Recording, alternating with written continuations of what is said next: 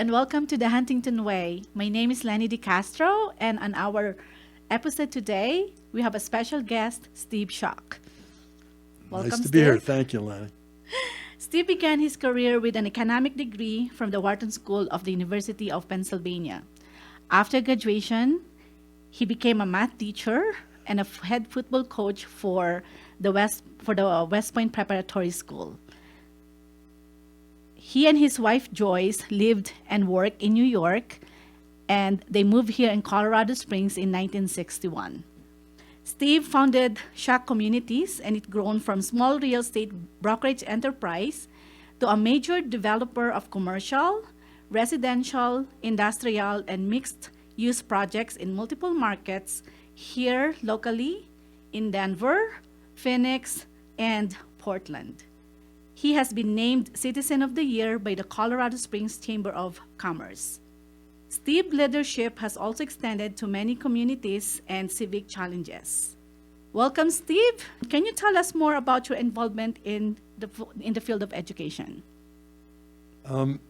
Thank you for this opportunity, Lenny, and thank you for your interest in education.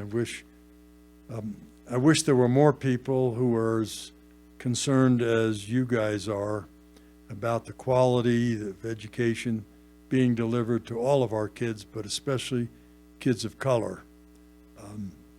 So for 30 or 40 years, maybe even 50 years, I've been very concerned about the school you mentioned, which I taught, was a private school.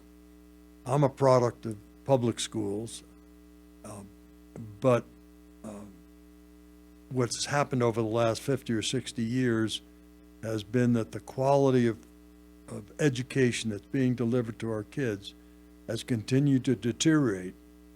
And it's no small coincidence that the trajectory of performance and results that are generated by the system has deteriorated steadily since the teachers' unions were organized and became key to,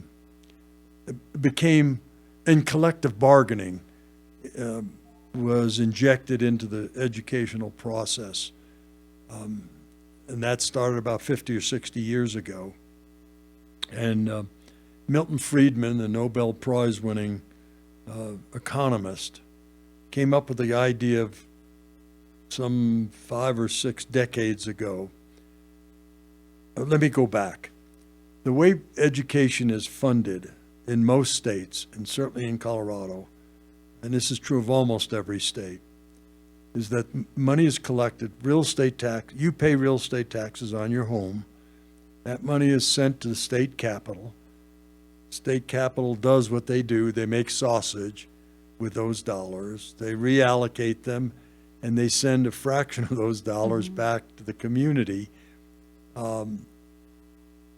They send those dollars back to the school districts on a per pupil basis. So roughly $10,000 is sent by the state to the individual school districts for each student who is registered in that district. So that means an average classroom of 20, let's say 25 students, there's about $250,000 allocated to each classroom.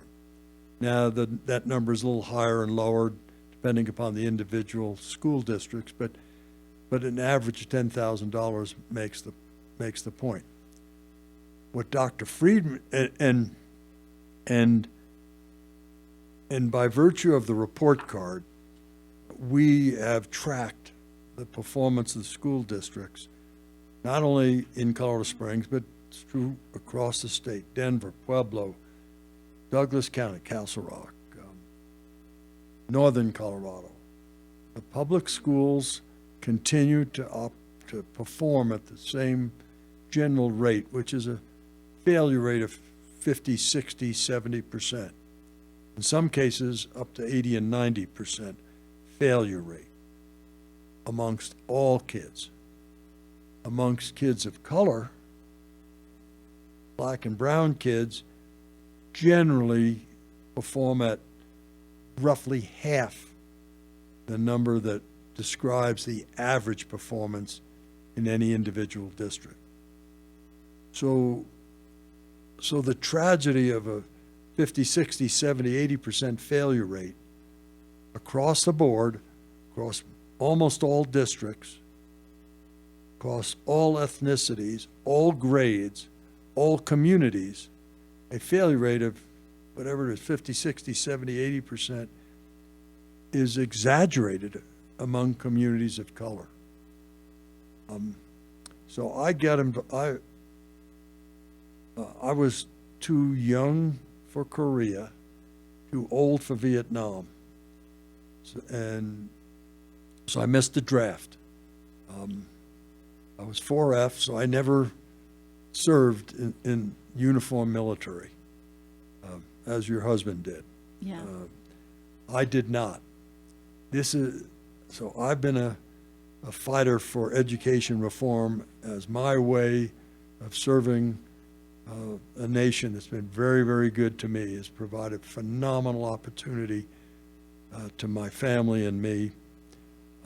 But I have been focused on trying to improve, and I received an extremely high quality education in New York. I was very, very fortunate.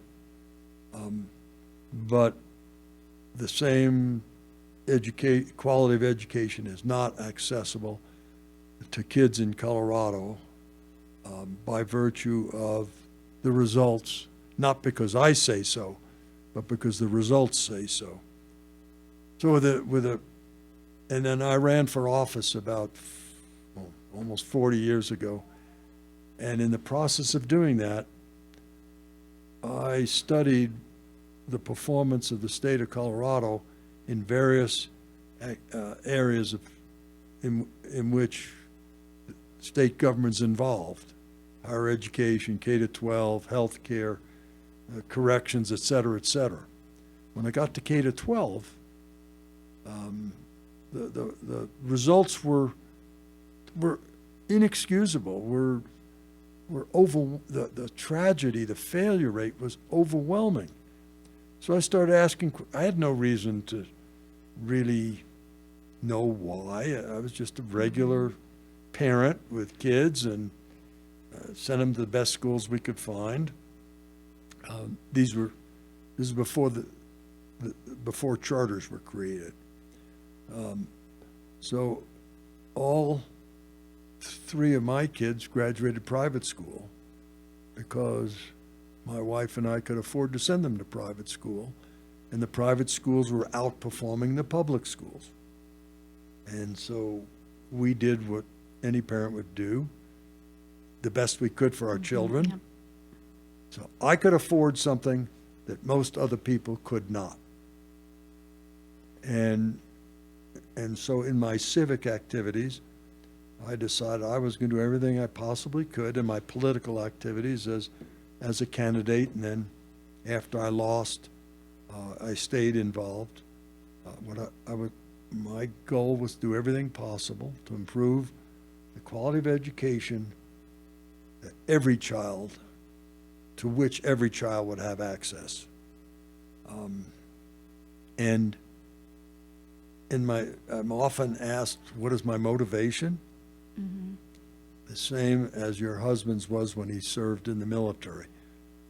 My interests are what's best for the country, whether democracy, freedom, liberty, opportunity are going to be available for future generations. All that depends upon having an educated populace. Thomas Jefferson said 40 years ago that the quote was something to the effect, if you want freedom and liberty and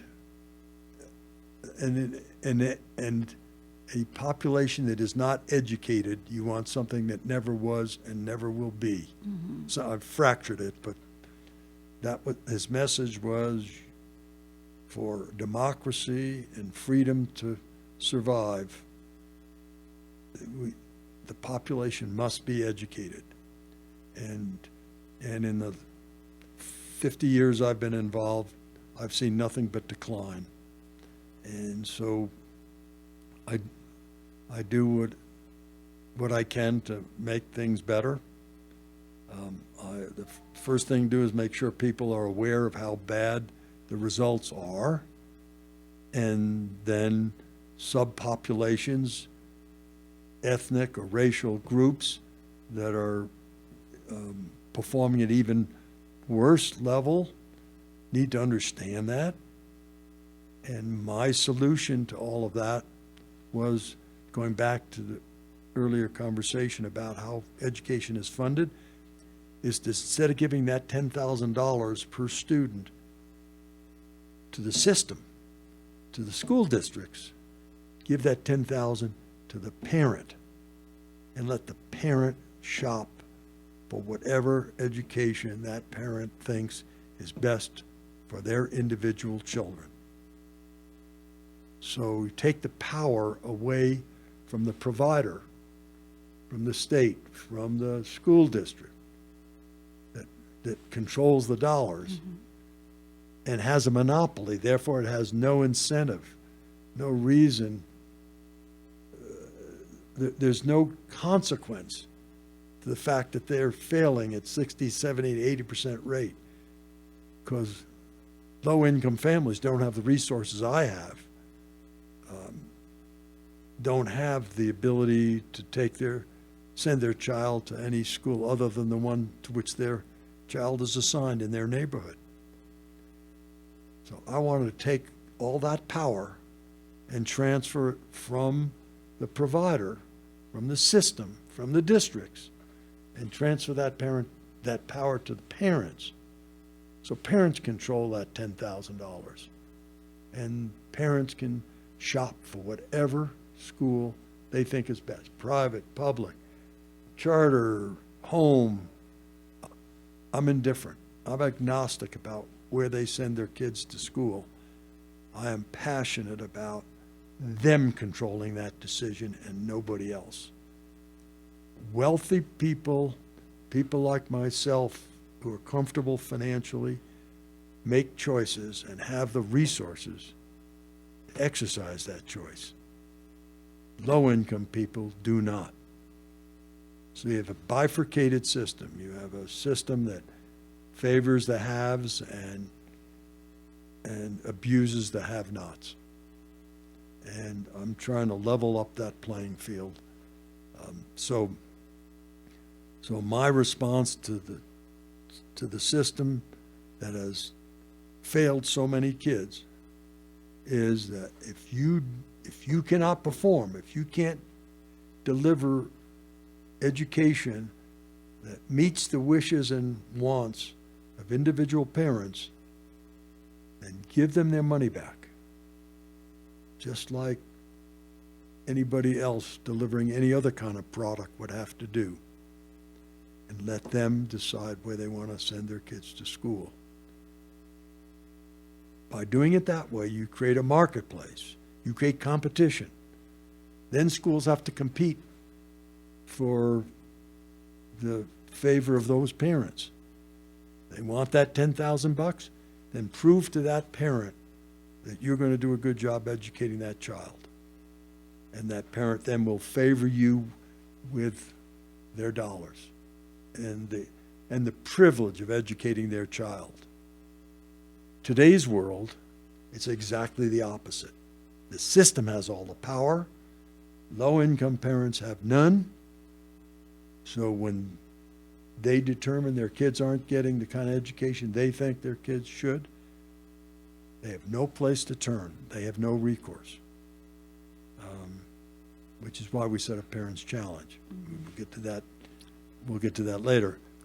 So my mission, my goal, is to have parents control the resources that are allocated to their child's education, not the system. Only then will the system respond to their wishes. Does that make sense? Yes, that makes sense. Makes really. sense to me. It makes sense to me, and I'm so glad that you are one of the people who would like to go make changes in the education system. Thank you. Because just like what we said, people or the children are our future. If we're not going to do anything today, what will happen to them if there are people who doesn't concern about that? So I am so glad for this episode that we were able to go talk to you. And then when we come back, we're going to go talk more about the Parents Challenge that Steve Schuck founded together with his wife. Welcome back to Huntington Way, and I'm here with Steve Schuck, and he's going to discuss to us about the Parents Challenge. So hi, welcome back. Nice to be here. Thank you, Lenie. Okay, so Steve, can you tell us something about the Parents Challenge that you co-funded with your wife? So as we discussed earlier, there is a failure. Public education continues to not educate kids as well as it could, and as well as parents should have a right to expect, and as taxpayers and as a community we should expect. So when my late wife Joyce and I realized, and I might parenthetically say that when Joyce was alive, she was as active in the education space as I am. She was on the Charter School Institute board. She's on the League of Charter School board. She started Colorado Military Academy, which is the first military charter school in Colorado.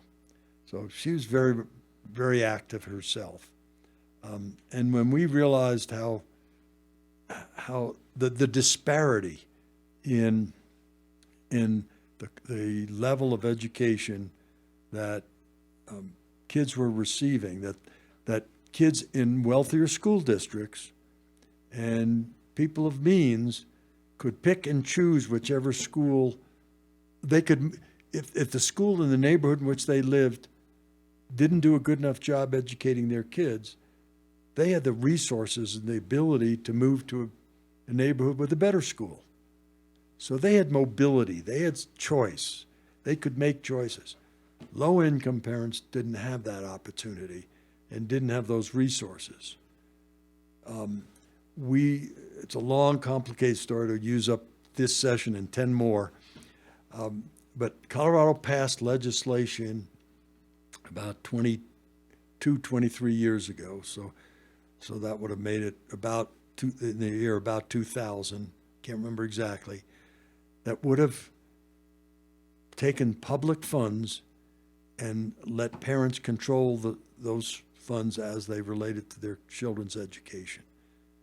So as we said in the earlier session, money currently goes to the school district. Mm-hmm. They spend it. Parents have minimal control over the spending of those dollars. They passed legislation that would have given that power to the parents. The teachers union sued the state of Colorado, rescinded that legislation, and my response to that was to raise private philanthropic dollars to be used for the exact same purpose that we had intended that public dollars be used for, which was to give parents some control over where they could send their children to school. So Joyce and I went out and raised a bunch of money, and we created Parents Challenge 22 years ago, which simply gives low-income parents access to resources. First, information, so they can know what the quality of education is in the school to which their child is assigned. And then if they want something different, we give them information about alternative schools that they can choose. In many cases, they don't have the resources to relocate to that school, to transportation dollars. Mm-hmm. So Parents Challenge provides information and financial resources so that low-income parents can choose whatever school they think is best for their child. Public, traditional public, charter public, private, or home. And we allocate dollars based upon what choices they make. we often have parents who are in the Parents Challenge sort of family who choose different types of schools for different of their children. So they'll have one child going to private, another one at home, another one at a charter. Because every child has individual characteristics, and where's it written that everybody should go to the same type of school and expect them to thrive? So we empower parents to make whatever choice is best for their children. That is a great cause, and I'm so glad that you guys started it. So it's been about 22 years already. So what are your future plans from now? Well, about 2,500 kids have received, or the parents of about 2,500 kids have received help from Parents Challenge. We do something else, Lenny, that really important. There are about 50 programs like Parents Challenge around the country. But every one of them, without exception, every other one of them, limits the choices parents can make to private schools only. We're the only program that supports parents who send their kids to public school. And the money can be used for tutoring or transportation or activity fees. It can be used for technology in their home. We found during COVID that many low-income parents didn't have technology in their home, even though that's the way the system wanted to deliver education. So if we hadn't provided them with computers, they'd have had no way to get their kids educated. Anyway, so we provide those resources. The second thing we do, we provide the full menu of choices. The second thing we do that is unique, nobody else in the country does, we conduct about 25 or 30 parent empowerment sessions each school year to address subjects in which our parents ask to be mentored. So they identify the subjects, we bring in experts, it's free dinner, free childcare, open to the public, we videotape all the sessions, we bring in experts in whatever subject they have identified it, which they want mentoring. And it's stuff like bullying or financial literacy or how to prepare your child for college, how do you protect your child on the internet. I mean, whatever they tell us they want, we find experts, we bring them in. Sessions are open to the public, and they can go online and rewatch them if they want. Or if they miss the session, they can pick it up online. As to the future, the more money we raise, the more kids we can put on scholarship. And there are people around the United States who are interested in having a Parents Challenge chapter in their community.